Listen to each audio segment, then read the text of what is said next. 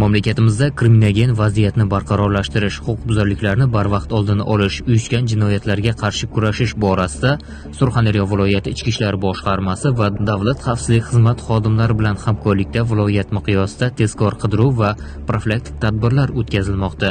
Jumladan, Telegram messenjerida Alfa nomli guruh ochib, o'zlarini shu nom bilan atab kelgan Denov tumanida yashovchi, sportning turli yo'nalishlari bilan shug'ullanib kelgan ko'cha yechimlariga aralashgan 6 nafar jinoiy guruh a'zolarining noqonuniy faoliyatiga chek qo'yildi. Jinoiy guruh yetakchisi Xolmurodov Sunnatullo Muzaffarovich 1998-yil Denov tumanida tug'ilgan. Guruh a'zolari Karimov Elbek Murodullo o'g'li 1998-yil Denov tumanida tug'ilgan. Ibodov Asliddin Karim o'g'li 1998-yil Denov tumanida tug'ilgan. Muqaddam O'zbekiston Respublikasi Jinoyat kodeksining 277-moddasi bilan sudlangan.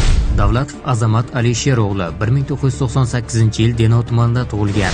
Jo'rayev Javohir Bo'ron o'g'li 1998-yil Denov tumanida tug'ilgan hamda 1989-yil Denov tumanida tug'ilgan D. Jumayev Bahriddin Normatovichlar joriy yilning 6-yanvar kuni soat 20:50 larda o'zaro bir guruhga birlashib, Skoda va Kia avtomashinalari o'rtasida sodir bo'lgan yo'l transport hodisasida o'zlarining tanishlari Skoda avtomashinasini boshqarganligi sababli uning sog'ligidan xabarlashish hamda u bilan to'qnashgan Kia avtomashinasini boshqargan shaxsga jismoniy bosim o'tkazish maqsadida Denov tumani tez tibbiy yordam bo'limiga kirib, sababsiz janjal ko'targan va janjal sababli muassasa ma'muriyati tomonidan ulardan muassasa hududida tartibni saqlashni talab qilgan.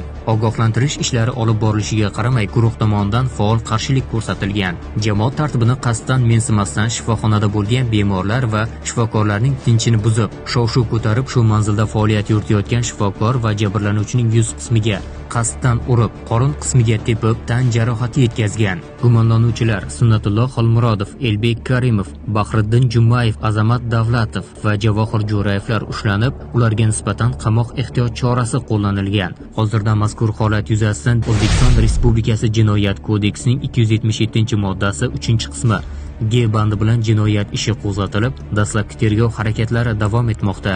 Davlatimiz rahbari Oliy Majlisga yo'llagan murojaatnomasida ta'kidlaganidek, so'nggi vaqtlarda qonundan o'zlarini ustun bo'layotgan tovlamachi, bezori to'dalar faoliyatiga butun jamiyat bilan birgalikda qarshi kurashamiz. Agarda ushbu jinoiy guruh harakatidan aziyat ko'rgan bo'lsangiz, ichki ishlar organlariga yoki 102 qisqa raqamiga qo'ng'iroq qilishingizni so'rab qolamiz. Shaxsingiz sir saqlanishi kafolatlanadi.